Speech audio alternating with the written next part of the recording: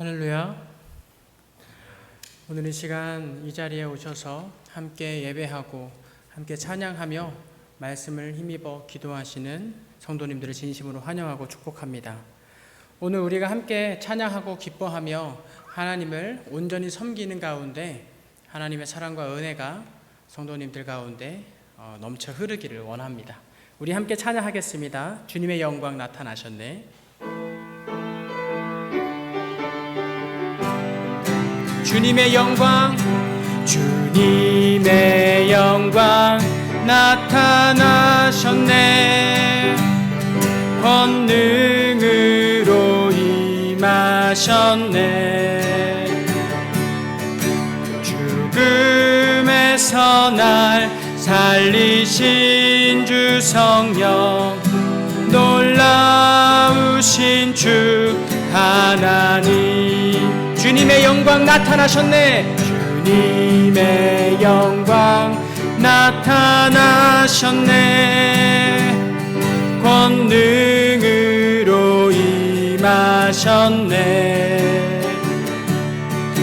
죽음에서 날 살리신 주 성령, 놀라우신 주 하나님. 할렐루야, 할렐루야. 주의 나라가 눈먼 자는 눈을 뜨며 할렐루야 임하소서. 전자는 걷게 되리. 나는 선포하리. 만왕의 왕 예수, 주의 나라 임하시네. 할렐루야. 주의 나라가, 할렐루야. 주의 나라가 눈먼 자는 눈을 뜨며 할렐루야 임하소서. 전차는 걷게 되리. 나는 선포하리. 만왕의 왕 예수, 주의 나라 임하시네. 나는 선포하리. 나는 선포하리. 만왕의 왕 예수, 주의 나라 임하시네. 아멘.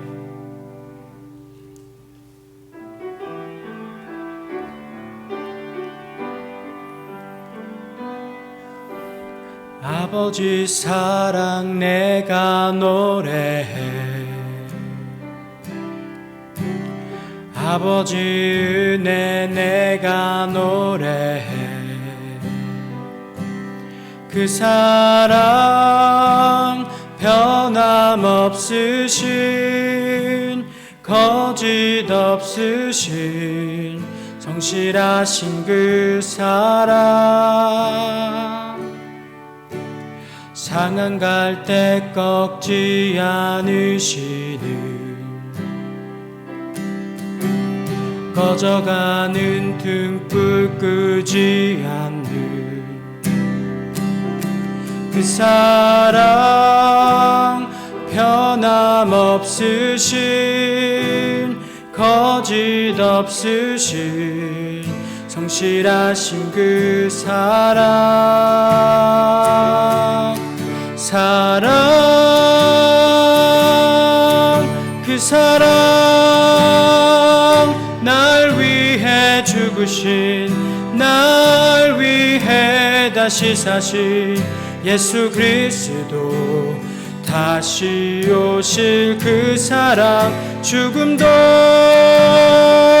생명도 천사도 하늘의 어떤 권세도 끊을 수 없는 영원한 그 사랑. 예수 그 사랑, 그 사랑, 날 위해 죽으신, 날 위해 다시 사신 예수 그리스도. 다시 오실 그 사랑. 죽음도 생명도 천사도 하늘의 어떤 권세도 끊을 수 없는 영원한 그 사랑. 예, 우리 한 번 더 찬양합시다. 그 사랑, 그 사랑, 날 위해 죽으신, 날 위해 다시 사신 예수 그리스도, 다시 오실 그 사랑. 죽음도 생명도 천사도 하늘의 어떤 권세도 끊을 수 없는 영원한 그 사랑. 예수.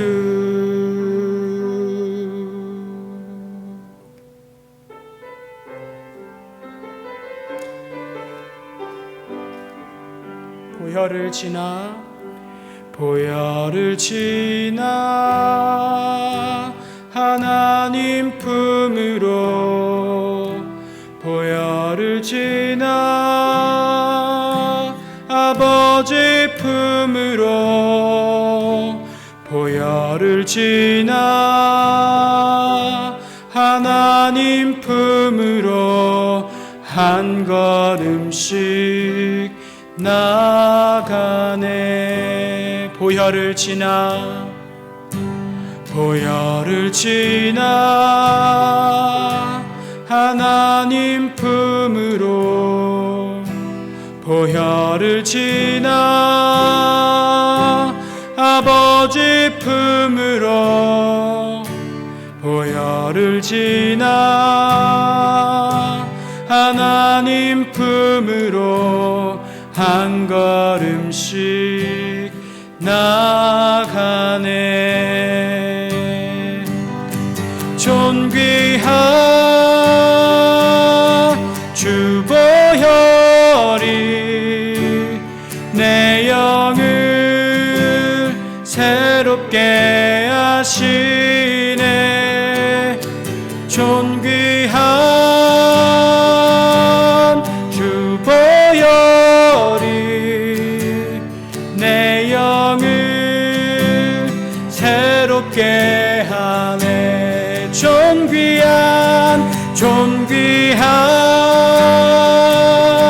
주 보혈이 내 영을 새롭게 하시네. 존귀한 주 보혈이 내 영을 새롭게. 우리 한 번 더 믿음으로 고백합시다. 존귀한, 존귀한 주 보혈이 내 영을 새롭게 하시네. 존귀한 주 보혈이 내 영을 새롭게 하네. 존귀한 주 보혈이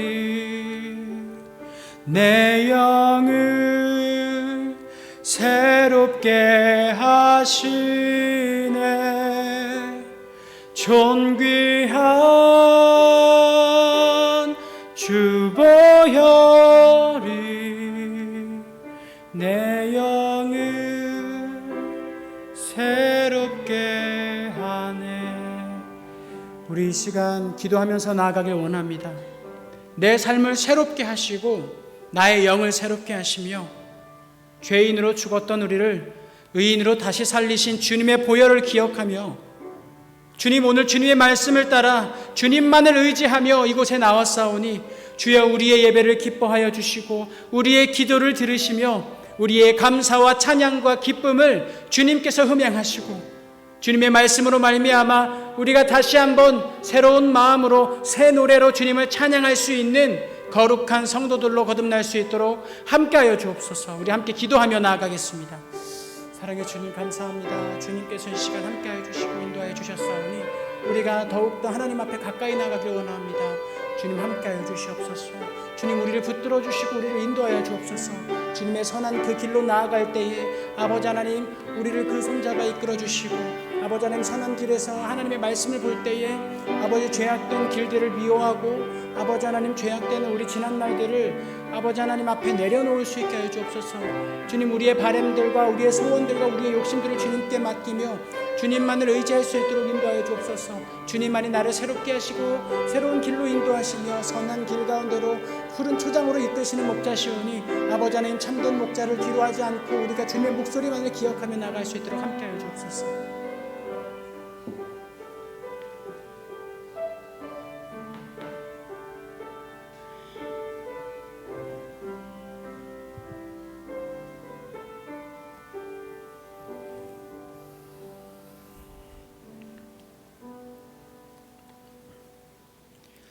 하나님의 말씀 보겠습니다. 에스겔 47장 1절에서 12절까지 말씀입니다. 구약 성경 에스겔 47장 1절에서 12절까지 말씀입니다.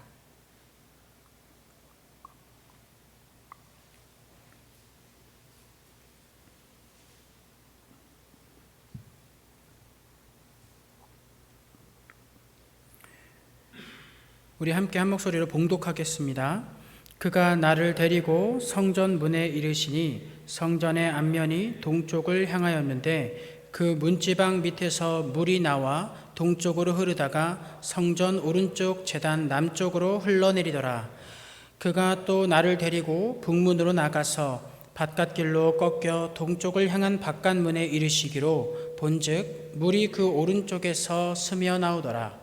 그 사람이 손에 줄을 잡고 동쪽으로 나아가며 천척을 측량한 후에 내게 그 물을 건너게 하시니 물이 발목에 오르더니 다시 천척을 측량하고 내게 물을 건너게 하시니 물이 무릎에 오르고 다시 천척을 측량하고 내게 물을 건너게 하시니 물이 허리에 오르고 다시 천척을 측량하시니 물이 내가 건너지 못할 강이 된지라. 그 물이 가득하여 헤엄칠 만한 물이요 사람이 능히 건너지 못할 강이더라. 아멘. 자, 일단 여기까지 읽고 저희가 좀 이따가 다시 한번 6절에서 12절까지 봉독하도록 하겠습니다.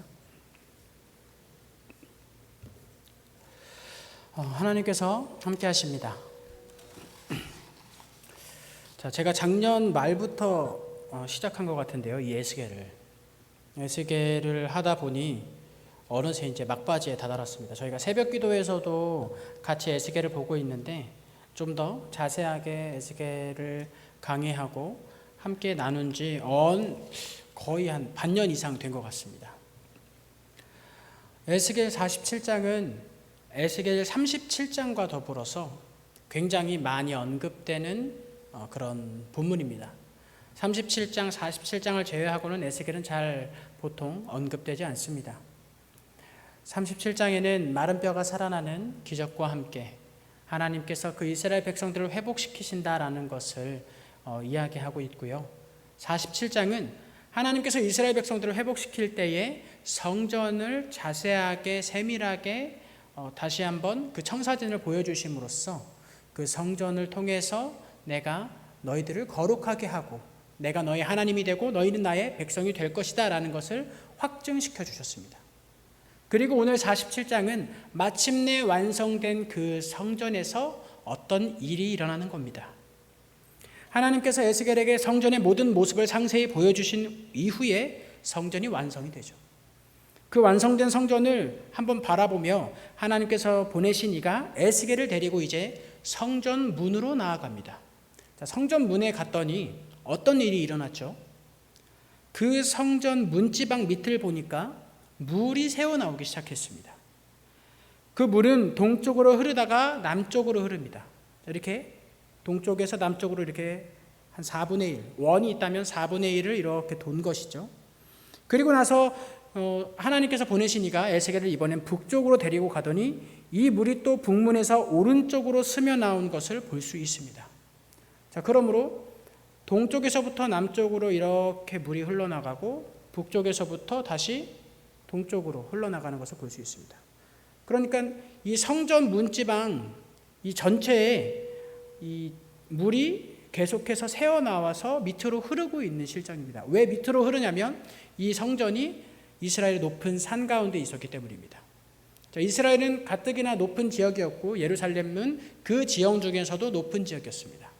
그리고 그 예루살렘 꼭대기에 성전이 놓여지는데 그 성전 문지방에서 물이 흐르니까 자연스럽게 그 물은 아래로 흐르게 돼 있는 것입니다. 즉 한마디로 성전 문지방을 기점으로 성전 전방 위에 물이 새어나와 밑으로 흐르고 있는 모습을 보고 있습니다. 자, 여러분이 아마도 에스겔이라면 이 광경을 보고 감격에 겨워서 어찌할 바를 모를 것입니다. 왜 이것이 감격에 겨운지 한번 살펴보겠습니다. 성경에서 물이라는 존재는 사실 우리가 생각하는 것보다 훨씬 더 깊고 중요한 의미를 가지고 있습니다. 일단 그도 그럴 수밖에 없는 것이 그 중동 지역에서는 물이 귀한 지역이었습니다. 물이 잘 나오지 않기 때문에 귀할 수밖에 없었죠. 그들에게 물은 자신의 목숨이 달린 아주 중요한 생계수단이었고 어디서나 쉽게 얻을 수 없기 때문에 굉장히 높은 가치로 여겨졌습니다. 물은 곧 그들의 생명이었고 물이 솟아나오는 샘물, 우물은 그들로 하여금 없어서는 안 되는 지역적인 조건이었습니다. 그런데 이 물은 단순히 이들의 생계수단으로 사용되지 않습니다. 먹고 살기 위한 육적인 필요를 채우는 수단으로 채워지는 것이 아니었습니다. 물은 하나님께서 이스라엘 백성들을 인도하실 때마다 등장해서 중요한 역할을 하죠. 그리고 그 물이 있는 곳마다 사건 사고가 끊이질 않습니다. 이삭이 그 광야 지역에서 우물을 파는데요. 우물이 팔 때마다 터져 나옵니다. 이거는요 말도 안 되는 일입니다. 하나님께서 그 이삭에게 함께 하셨기 때문에 그 이삭이 우물을 팔 때마다 물이 터져 나와요. 그런데 그 우물을 팔 때 그 지역에서 그 이삭이 우물을 파는 것을 보다가 그것을 빼앗으려고 합니다. 그러자 이삭이 그것을 분쟁을 통해서 힘으로 얻어내지 않고 지켜내지 않고 그냥 줘버립니다. 그리고 나서 두 번째 우물을 파죠. 두 번째 우물을 팠더니 역시나 물이 터져 나옵니다. 또 그 주변 사람들이 이삭의 우물을 빼앗습니다. 그리고 세 번째 우물을 파내고 거기에서 물이 터져 나올 때서야 비로소 이삭의 소유가 됩니다. 하나님께서 그 이삭의 우물을 계속해서 파내고 그 이삭의 성품대로 하나님께서 계속해서 그 이삭에게 우물을 허락하셨던 겁니다. 그래서 이삭은 그 우물을 분쟁을 피하게 하신 하나님이라고 짓습니다. 화목하게 하시는 하나님이라고요. 이렇게 물은 이삭을 통해서 하나님의 성품을 동시에 나타내주고 있는 겁니다.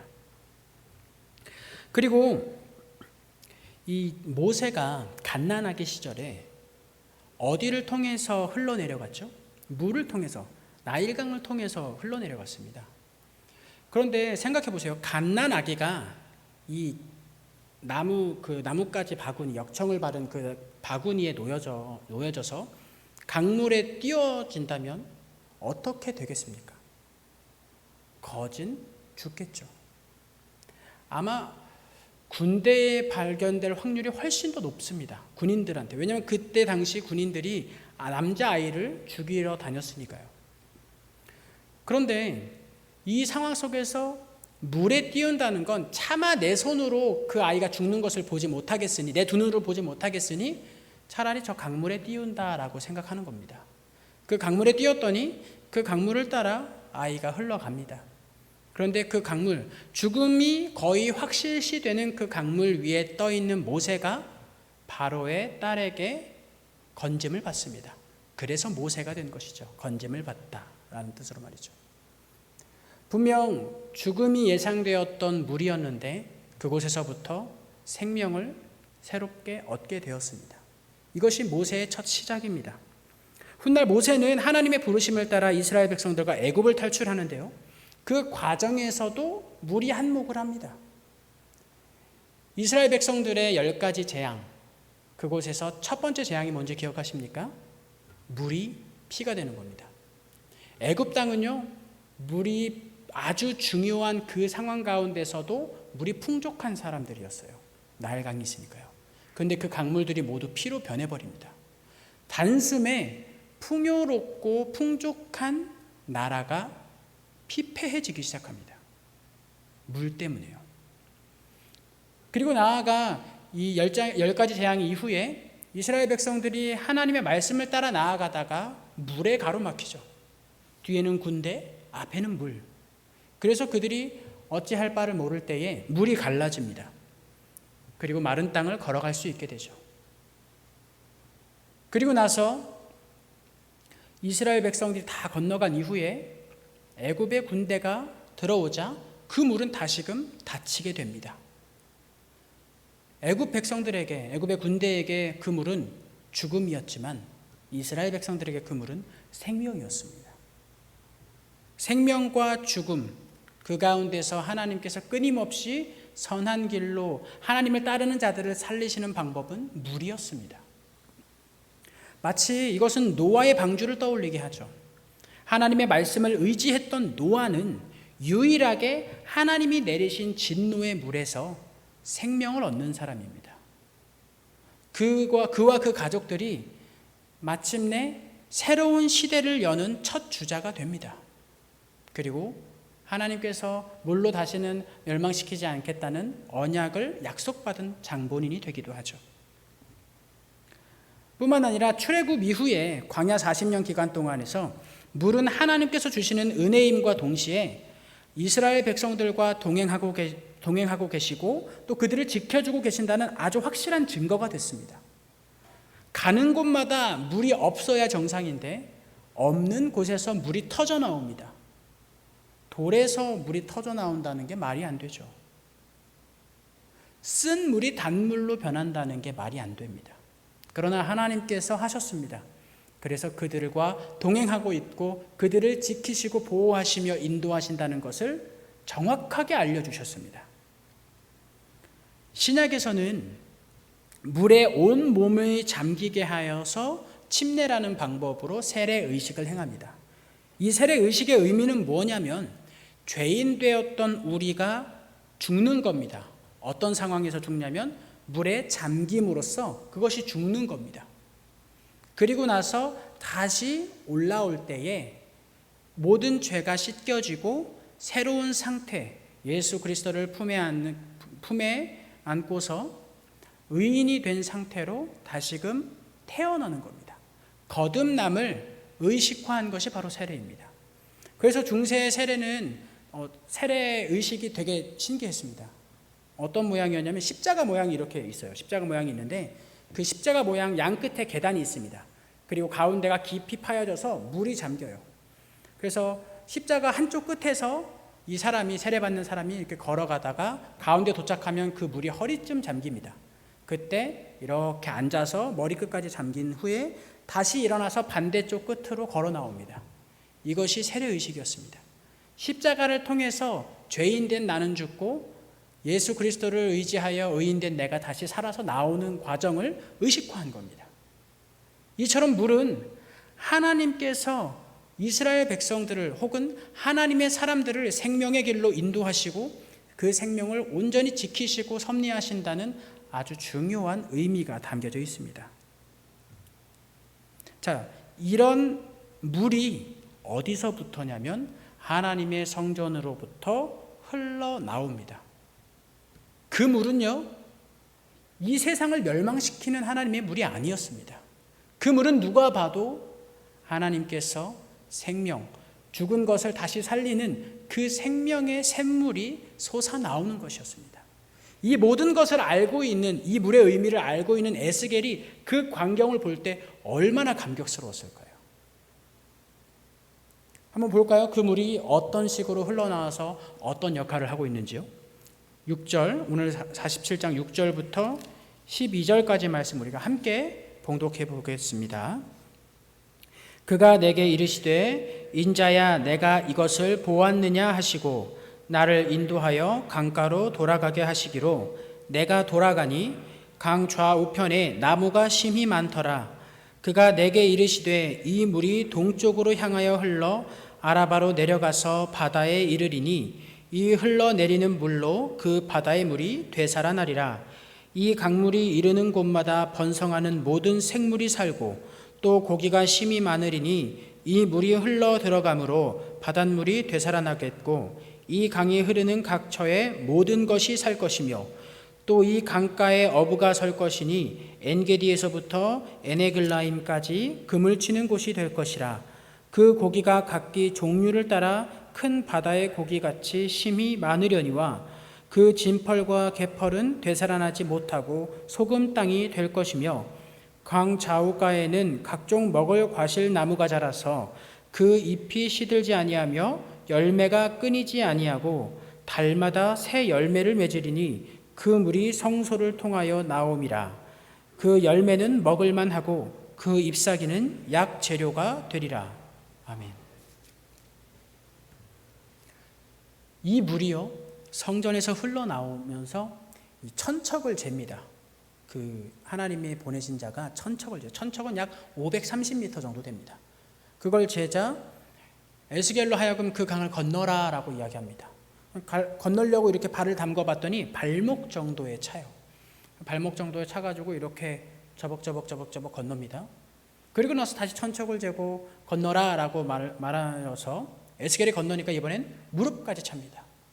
그 다음엔 허리까지, 그 다음엔 사람이 미처 건너지 못할 만큼 가득 차서 헤엄쳐서 건너야 되는데 이것은 능히 사람이 건널 만한 그런 강줄기가 아님을 인식합니다.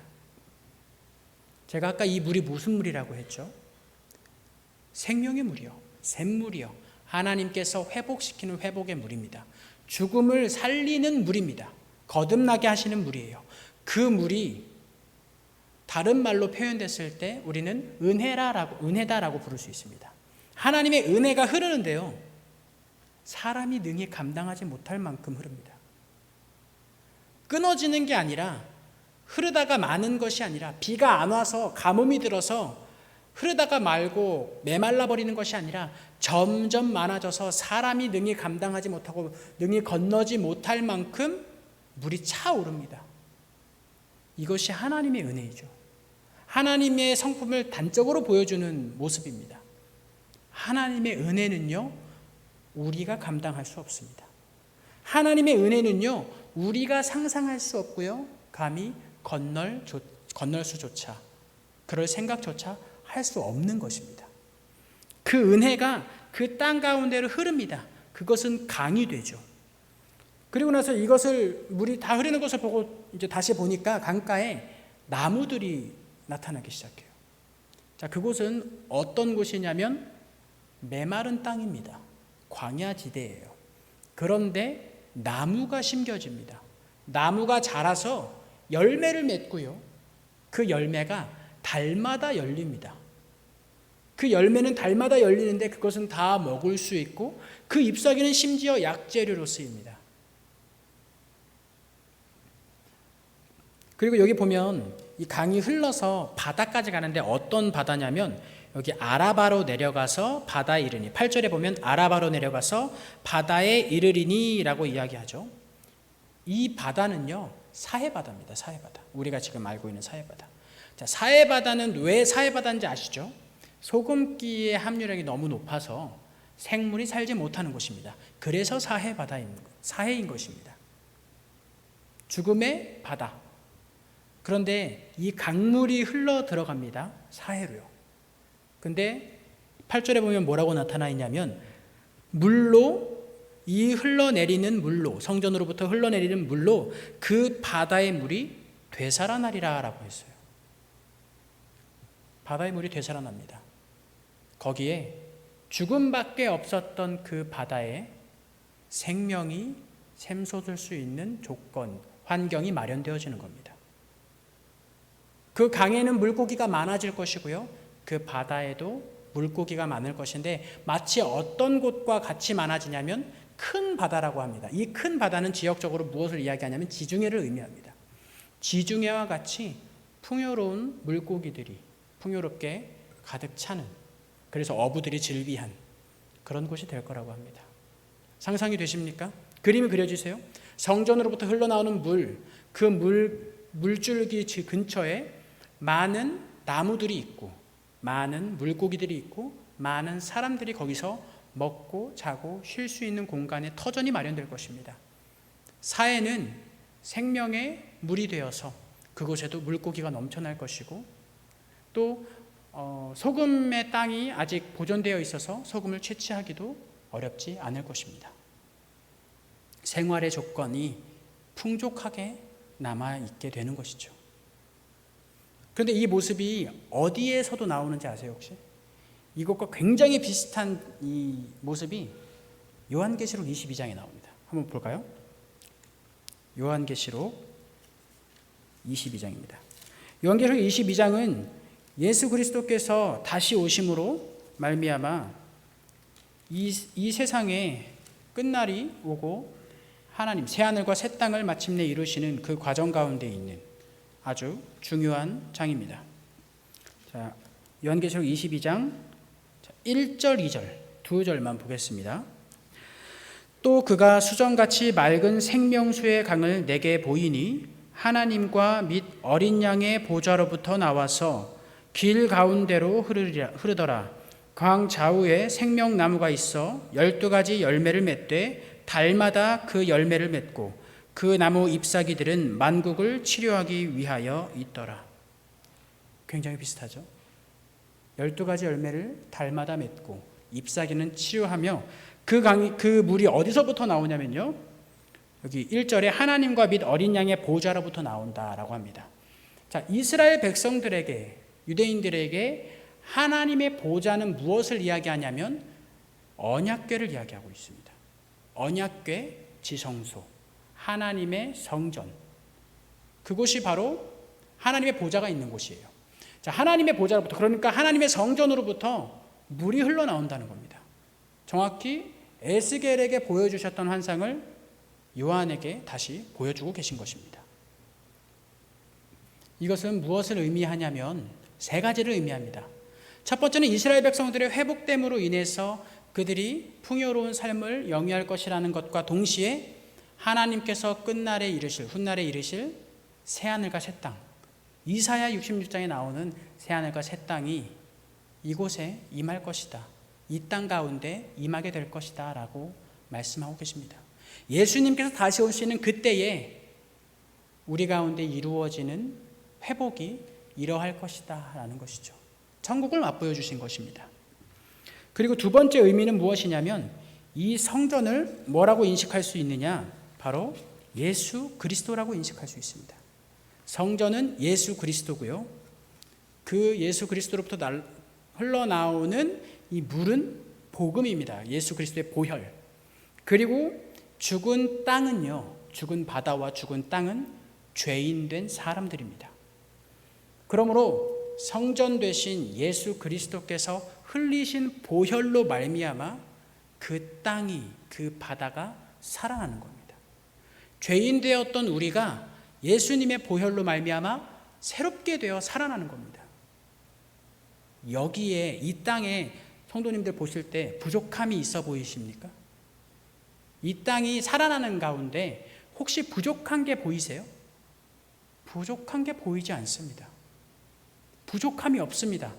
그 땅이 살아나는데 모든 충족되는 조건들이 다 완벽하게 조성되어 있죠. 이것은 무엇이냐면 그리스도인들은 예수님 한 분이면 된다는 겁니다.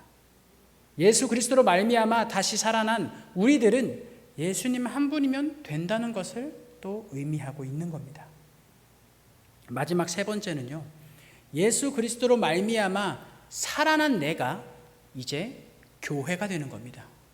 그 교회는 성전입니다. 성전으로부터 물이 흘러 주변에 있는 땅들을 살리는 겁니다. 교회가 예수 그리스도의 복음을 전파함으로써, 전달하고 삶의 자리에서 보여줌으로써 내 주변이 살아나는 겁니다. 이것이 에스겔 47장이 이야기하고 있는 겁니다. 너무나 엄청나지 않습니까? 너무나 스케일이 너무 크죠. 우리가 막 감당할 수 없을 것 같습니다.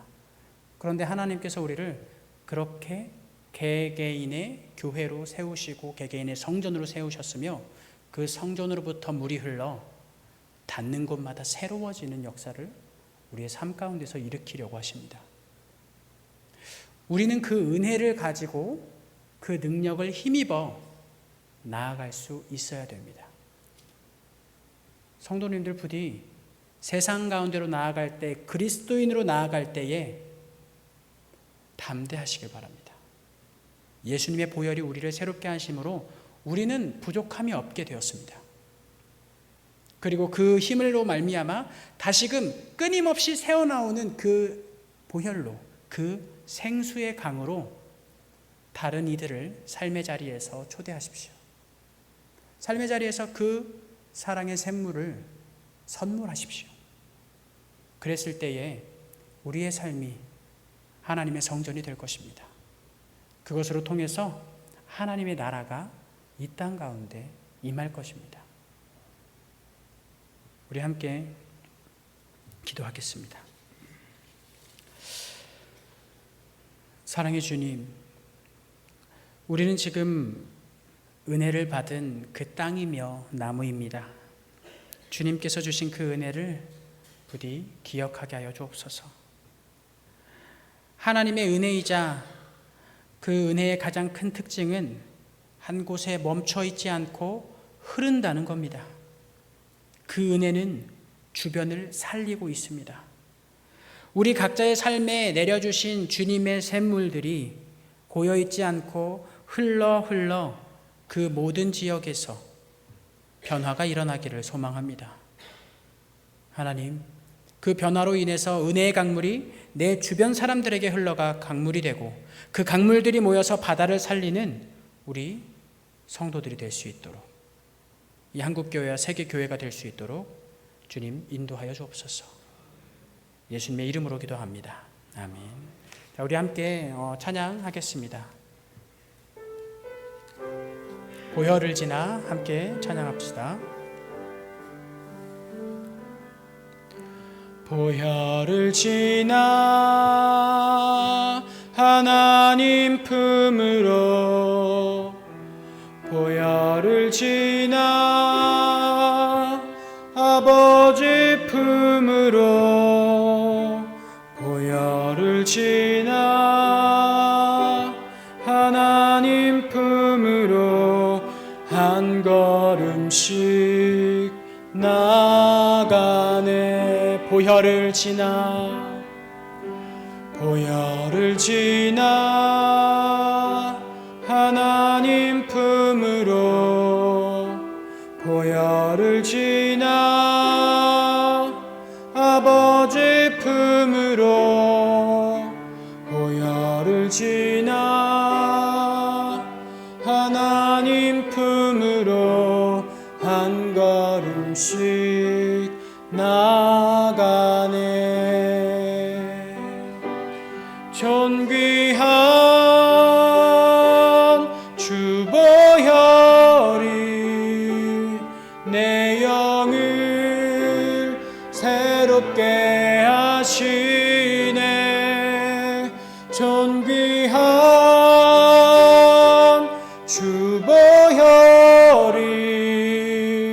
내 영을 새롭게 하네. 존귀한 주보혈이, 존귀한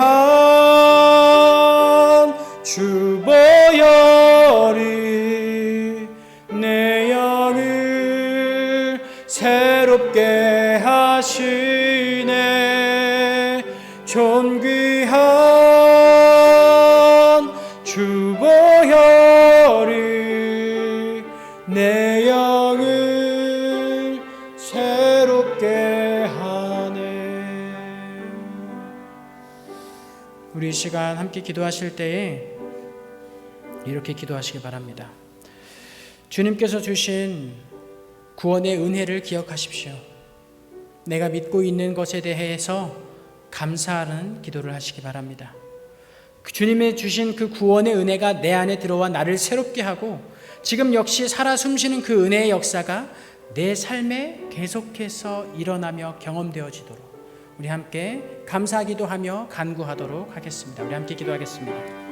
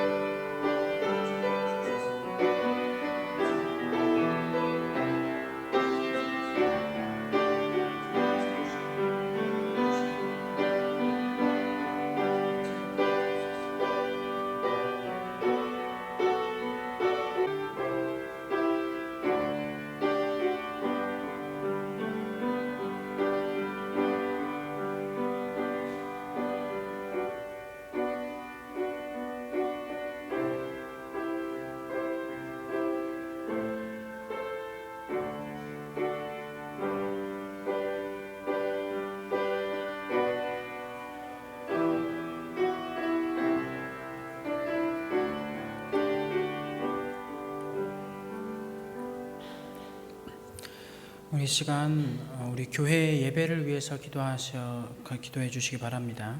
예배 봉사자들을 위해서 교회 학교와 교사들, 교육자들을 위해서 기도해 주시기 바랍니다. 이번 주까지 이제 아동부 수련회가 모두 마치게 되었습니다. 이제 돌아오는 주일, 월요일, 화요일 이렇게 2박 3일간 청년부 수련회만이 이제 남겨놓고 있는데 이 청년부 수련회 가운데서 우리 청년들이 온전한 쉼을 얻고 무엇보다 하나님의 말씀 안에서 참된 복음을 알아갈 수 있도록 기도해 주시기 바랍니다. 또 개인적인 기도 제목으로도 하나 기도해 주시고 하나님께 간구하며 하나님을 의지하는 기도를 하시기 바랍니다. 함께 기도하겠습니다.